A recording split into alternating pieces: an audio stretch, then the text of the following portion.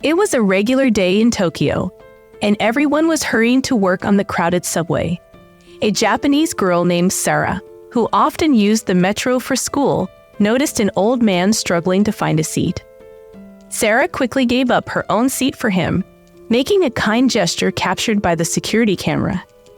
Sara, an art student, usually appreciated having a seat during her commute. This time, she almost missed the chance but managed to secure the last available seat just in time. Little did she know, this decision would change her day unexpectedly. At the next station, an elderly man entered the packed metro, searching for a seat. Surprisingly, no one offered to help him except for Sara. She valiantly gave up her coveted seat for the elderly man, who thanked her with a grateful smile. Throughout the ride, the man kept staring at Sara, leaving her puzzled about their connection. Despite the odd behavior, Sara reassured the man with a smile. As the journey continued, the man's persistent staring became a mystery for Sara. She tried to ignore it, thinking he would stop, but he didn't. When the metro reached the station, the elderly man struggled to get up.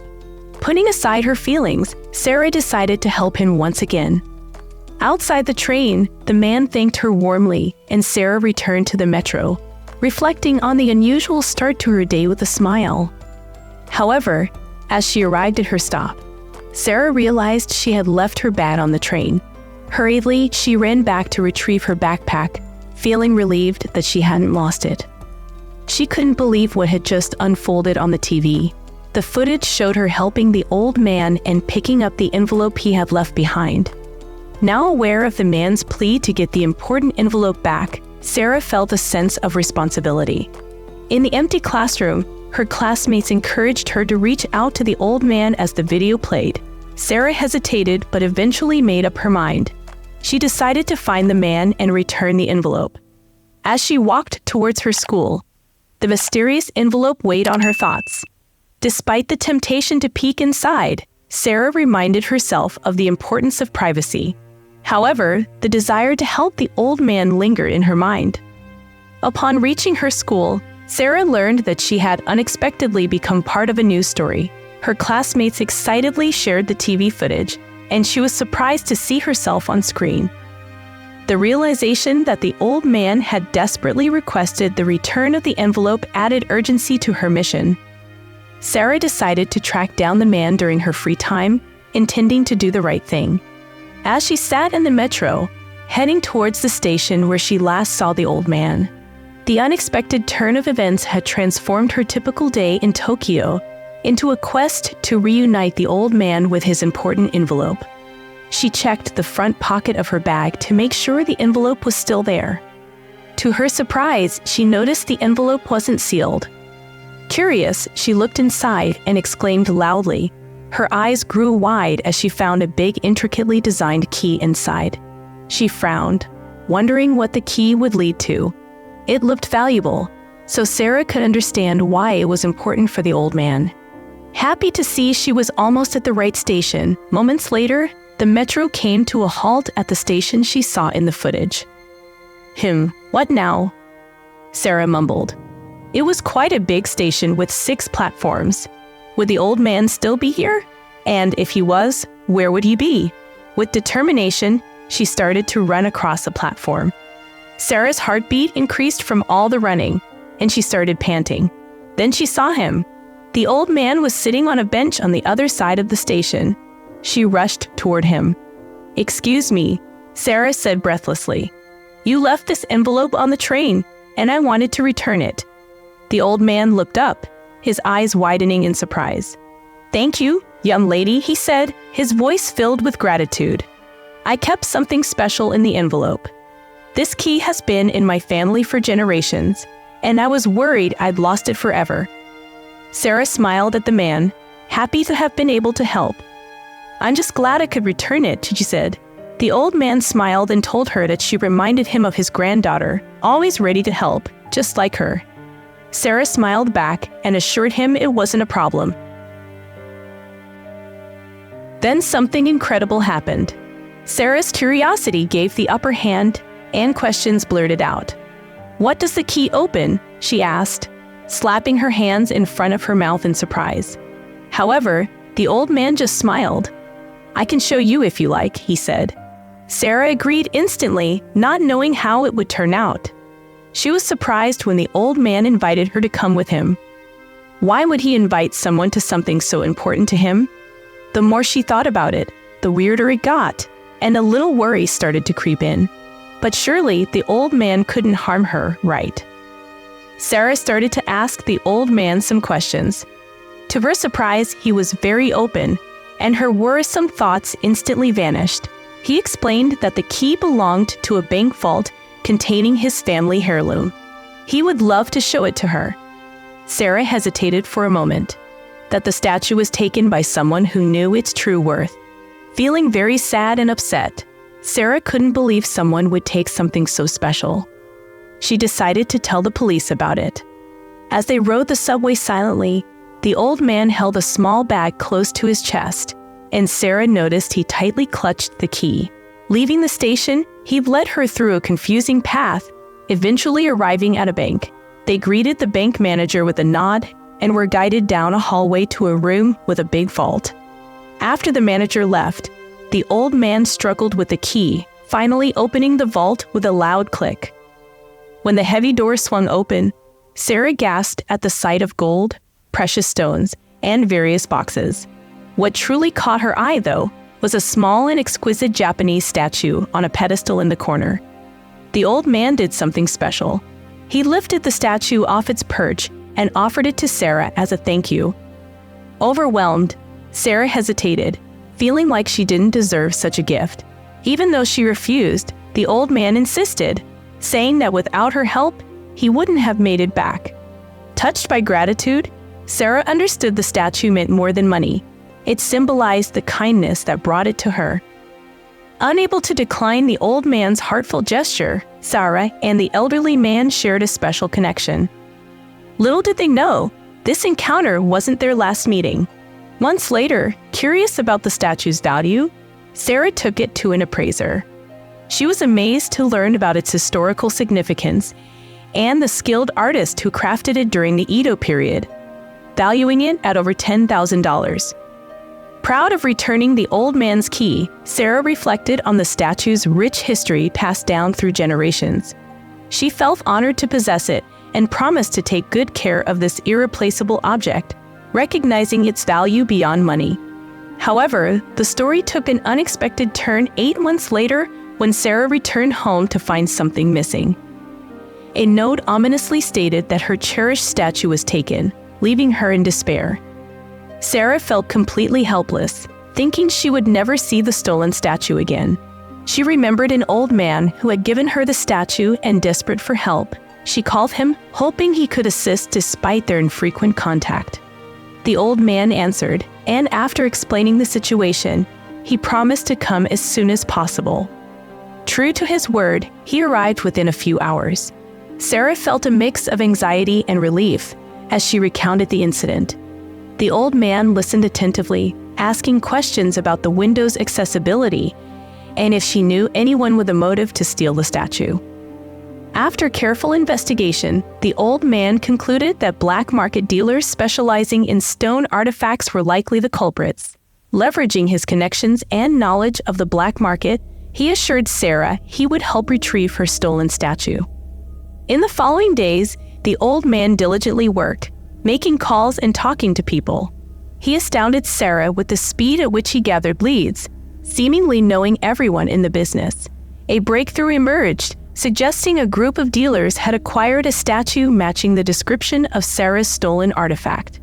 Together, they traveled to a nearby city where the dealers operated. Facing the challenge of an unfamiliar city, they decided to venture into the shadiest part, explore CD bars, and engage with people acquainted with the underground market. The old man, with a slight smile, explained their plan, emphasizing the importance of caution. Their search wasn't instant. Identifying the right people required time, patience, and meticulous effort. In a sketchy bar one day, they encountered someone with valuable information. Sara felt nervous, but the old man confidently took the lead, steering them closer to a resolution. Carefully surveying her surroundings, Sara clutched her skirt nervously as the old man engaged in conversation with a suspicious-looking individual. The stares from others heightened her unease. This turn of events was far from good. Sara, startled by a sudden touch on her shoulder, found relief in the familiar presence of the old man. Whispering, he urged her to follow him outside, revealing that he had discovered the dealer's hideout, a warehouse on the city's outskirts. The revelation filled Sara with warmth, sensing they were on the verge of reclaiming her stolen statue. Under the cover of darkness, they arrived at the warehouse, observing shadowy figures moving inside. The old man approached cautiously, while Sara, obediently waiting in the car, struck up a conversation with the dealers. Using his skillful persuasion, he convinced them to sell the statue, unbeknownst to the criminals. This negotiation served as a diversion, allowing the old man to discreetly call the police and provide precise information about the ongoing situation. Shortly thereafter, sirens blared, and law enforcement swiftly apprehended the thieves. In a surreal moment, Sara found herself holding the statue in her hands. Overjoyed, she and the old man reveled in the success of their search, leading to the recovery of the statue and the capture of the criminals. Grateful, Sara wondered how she could ever thank the old man. But he was content knowing the statue had returned to its rightful owner. As they traveled back together, their shared experience forged a strong bond between them. At the tender age of 10, Pujari embarked on his professional journey as a general assistant at a small eatery near Banath Temple in South Mumbai. His initial monthly wage was a mere 4 rupees. However, Pujari harbored grand aspirations, envisioning a more significant role for himself. His dedication to hard work bore fruit even in his earliest years. After 2 years in his initial position, Pujari transitioned to work as a waiter at the Bombay Port Trust canteen, earning a slightly higher monthly wage of 6 rupees. This shift marked a crucial learning phase for Pujari, providing him with insights to truly understand his customers' preferences and effectively budget. Hailing from a humble background, Pujari empathized deeply with his customers. His strong work ethic was evident from the start and persisted as he toiled for nearly 18 hours a day. Despite the demanding schedule, he attended night school to further his education, developing a passion for reading and amassing a collection of over 1,000 books. Several years later, a remarkable opportunity presented itself when a distant elderly relative approached Pujari to assist with a juice and snack center near the country's electronic hub. It was during this period that Pujari truly grasped the essence of entrepreneurship. Armed with newfound entrepreneurial experience, but lacking financial resources, Pujari set up a makeshift juice stand using a small wooden table and a manual juice machine. With a humble handwritten board, he named the stand Sukh Sagar, signifying the ocean of happiness.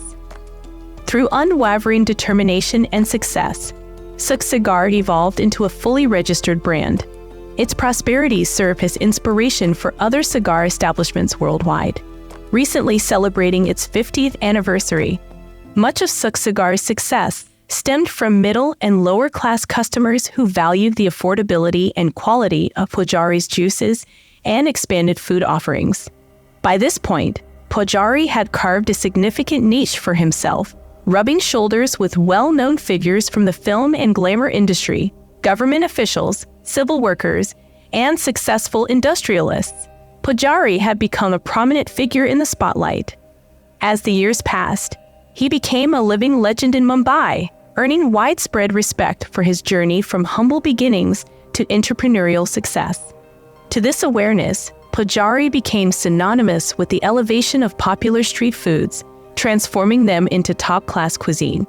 What once was considered mere street stand food found its place in classy hotels, and credit was rightfully attributed to Pujari. Starting with a modest wooden table, 2 decades later, Pujari proudly owned 20 Sukh Sagar restaurants across India and the Middle East.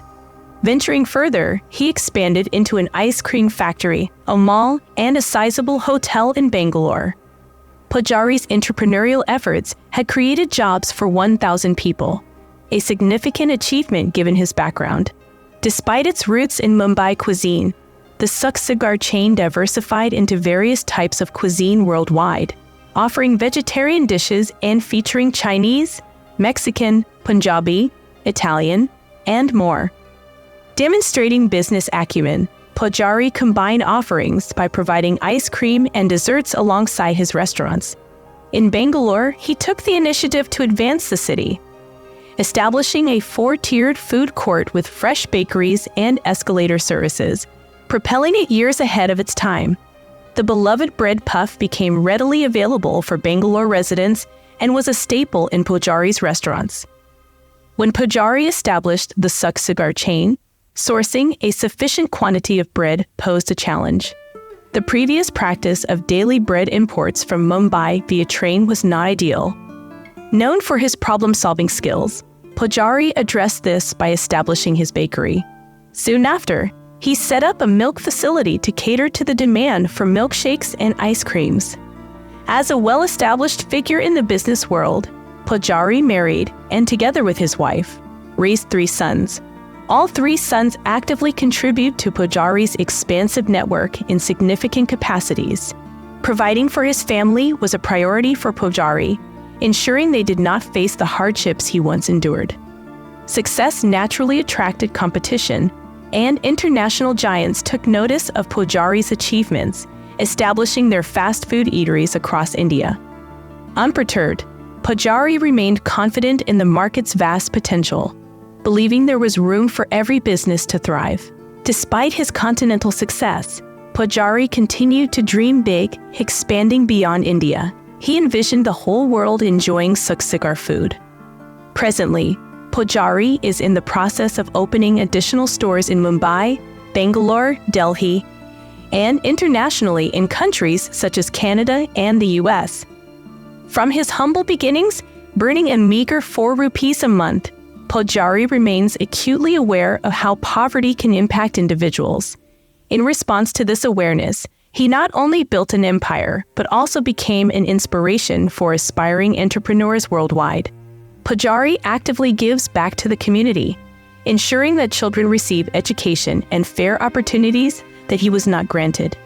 He firmly believes in the importance of children being in school, educating themselves during these crucial developmental stages, rather than working long shifts. Pujari's commitment to giving back to the community has manifested in various impactful initiatives. Leveraging his resources, Pujari constructed a free community hall in his home village, utilizing his wealth for the betterment of others. To ensure that children receive the educational support they deserve, Pujari implemented measures and programs. Additionally, he extended assistance to those in need by covering medical payments, providing paid leave, and even offering starter funds to staff members aspiring to start their businesses. Pujari's connections also played a significant role in his philanthropic endeavors. An important figure in his life was George Fernandez, who discovered the delectable taste of pav bhaji at Pujari's first restaurant. Despite becoming a prominent player in national politics as the defense minister, Fernandez remained a loyal visitor and friend of Pujari, contributing to the creation of a significant network.